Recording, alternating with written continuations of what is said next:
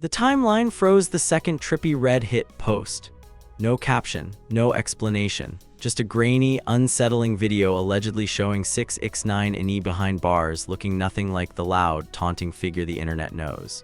No rainbow bravado, no smirk, just silence, steel bars, and a stare that fans say felt off. And within minutes, the internet spiraled into full panic mode. People weren't just shocked, they were disturbed. Because this didn't look like a troll, it didn't look like a joke, it looked real, too real. Comment sections exploded with questions nobody could answer. When was this filmed? Why now? And why would Trippie Redd be the one to share it?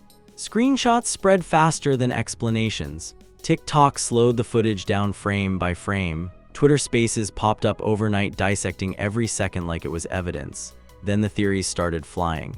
Some fans claimed the video showed a side of 6ix9ine the public has never seen, stripped of protection, stripped of bravado, stripped of control.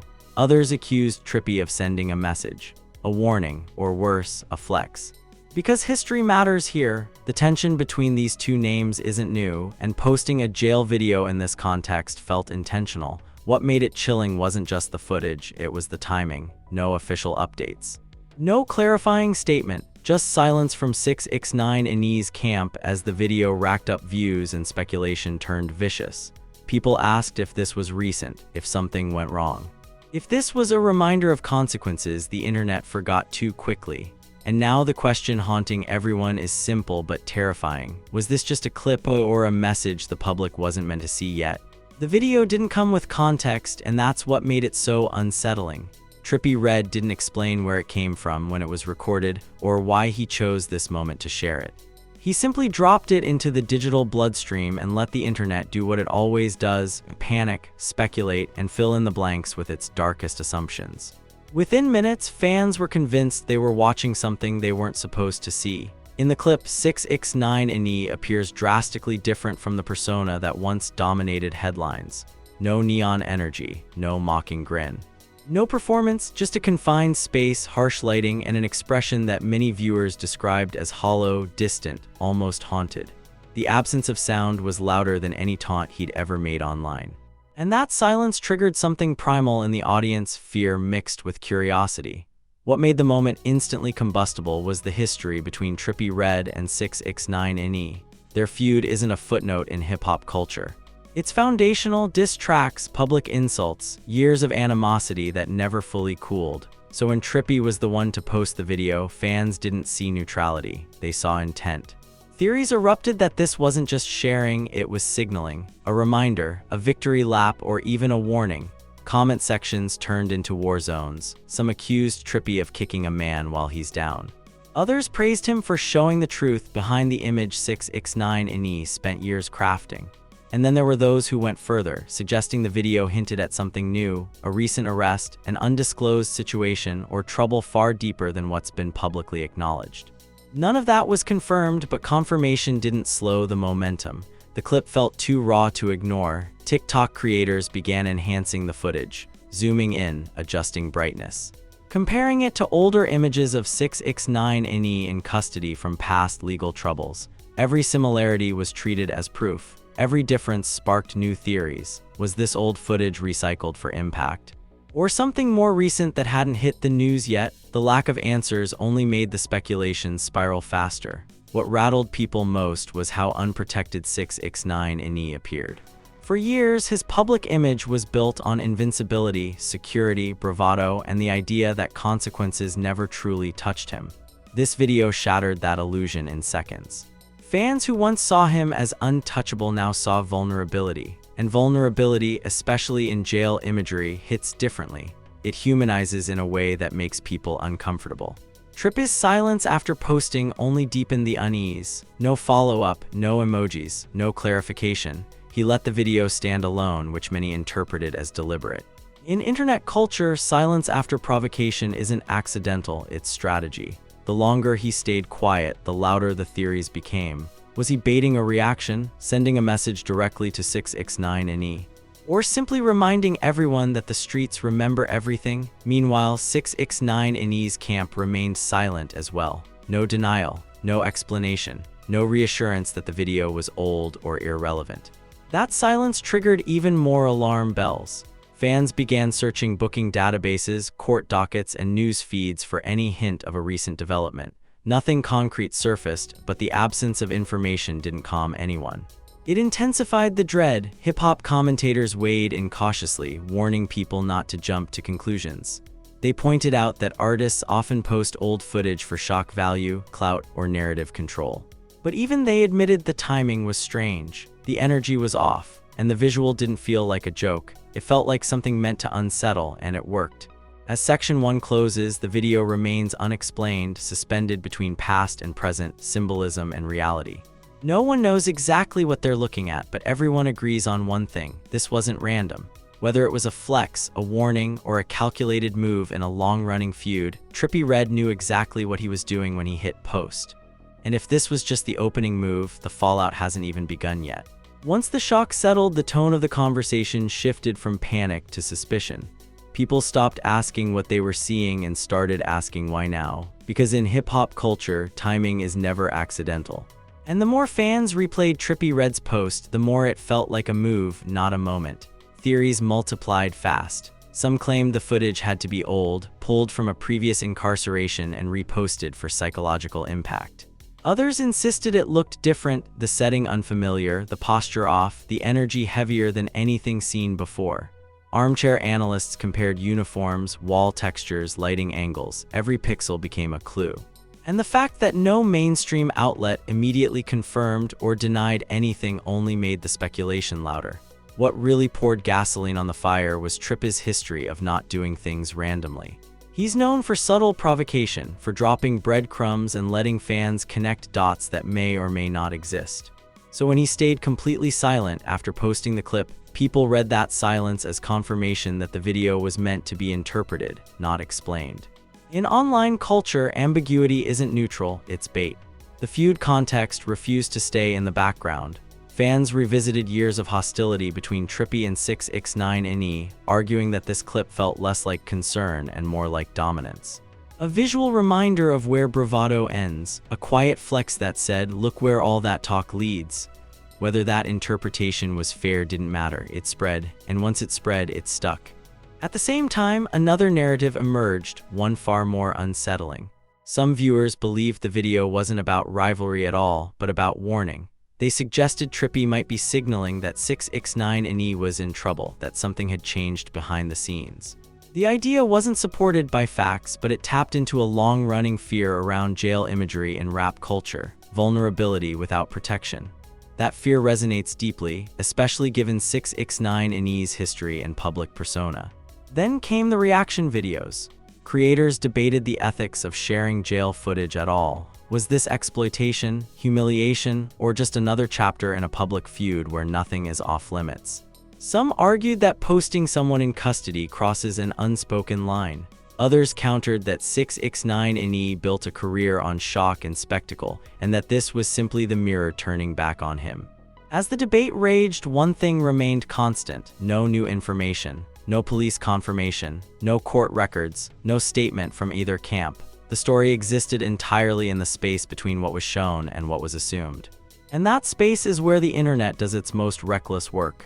Fans began projecting meaning onto 6ix9ine's expression. Was he scared, exhausted, detached? Or simply caught in a still frame that told no real story at all? Psychologists online warned against reading too much into a single image, especially one stripped of context. But those warnings were drowned out by emotional reactions. The clip felt real, and feeling often outweighs facts. Industry voices tried to cool things down, suggesting the video could be old footage recycled for engagement. They pointed out how often artists use past visuals to control narratives or stir conversation. But even they admitted something about this post felt colder, more calculated, less performative, and that difference mattered. As Section 2 unfolds, the situation remains frozen in uncertainty. The video hasn't been verified as recent. It hasn't been debunked either. Trippie Redd hasn't spoken. 6ix9ine hasn't responded. And in that vacuum, the internet continues to argue, imagine, and speculate, each interpretation revealing more about audience fears than about the clip itself. Because at this stage, the chilling part isn't what's in the video. It's what people are willing to believe without knowing.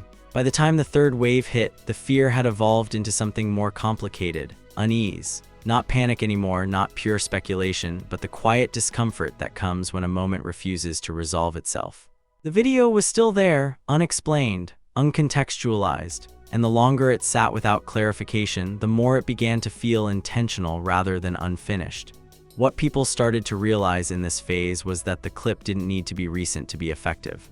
Whether it was filmed yesterday or years ago almost stopped mattering. The power of the post came from when it was shared, not when it was recorded. Trippie Redd released it into a moment where 6ix9ine's relevance, image, and public protection were already under question. And in that sense, the video functioned less like news and more like narrative control. The conversation shifted again. Instead of asking whether 6ix9ine was currently in jail, people began asking why Trippie wanted everyone to remember him there. Jail, in hip-hop symbolism, isn't just a location. It's a consequence, a reality check, a stripping away of bravado. And showing someone in that state, especially someone who built a career on provocation and perceived immunity, carries weight far beyond the image itself. Some fans argued that the post was a psychological flex, a way of saying, all that noise ends the same way. Others believed it was a reminder aimed not just at 6ix9ine, but at the audience, a warning about how quickly power can evaporate. And a smaller, quieter group suggested something else entirely. That Trippie might be responding to something private, something not meant for public consumption, using the only language that would land without words. Still, the ethical debate refused to die. Critics questioned whether sharing jail imagery crosses a moral line, regardless of history or rivalry. They argued that incarceration is inherently dehumanizing, and amplifying that image for clout or messaging perpetuates a culture that celebrates downfall. Supporters fired back that 6ix9ine made his own image fair game by turning his legal troubles into spectacle for years. In their view, the video wasn't cruel, it was reflective. Meanwhile, 6ix9ine's silence grew heavier with each passing day, not because silence always means something happened, but because in his case, silence is unusual. He built his persona on response, reaction, escalation. To say nothing at all felt out of character, and that dissonance unsettled fans more than any confirmation could have. Was he choosing not to engage, unable to, or simply refusing to give the post more oxygen? Media attention began to drift but not disappear. Articles framed the situation carefully, using words like allegedly, unverified, unclear. The sensational edge dulled, replaced by analysis of impact rather than truth. Commentators discussed how images, once released, can't be controlled, how meaning is assigned by audiences, not creators, and how silence can be either a shield or a spotlight, depending on who's watching. What lingered most was the emotional residue.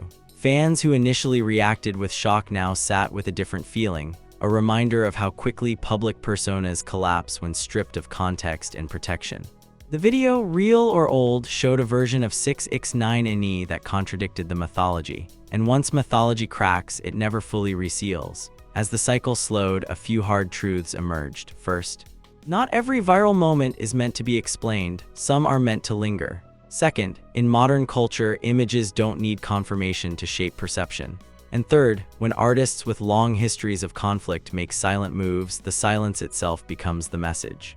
There may never be an official explanation for this post. Trippie Redd may never say why he shared it. 6ix9ine may never address it directly, and that lack of closure will frustrate people who crave definitive answers.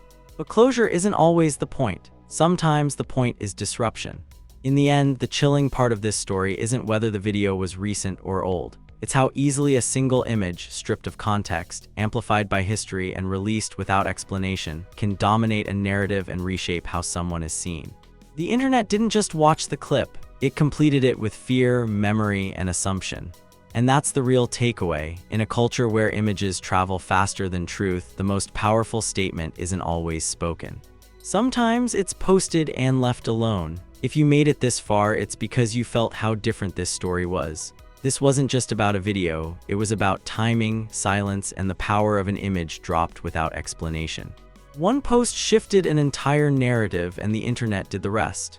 That should make anyone paying attention pause. Now don't scroll away yet. Hit like if you understand how calculated silence can be louder than any diss track.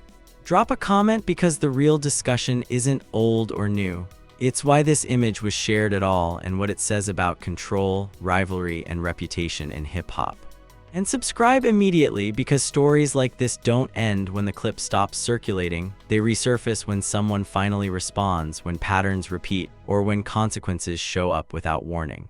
If you miss the next update, you miss the context, and context is everything. This channel isn't here to rush to conclusions.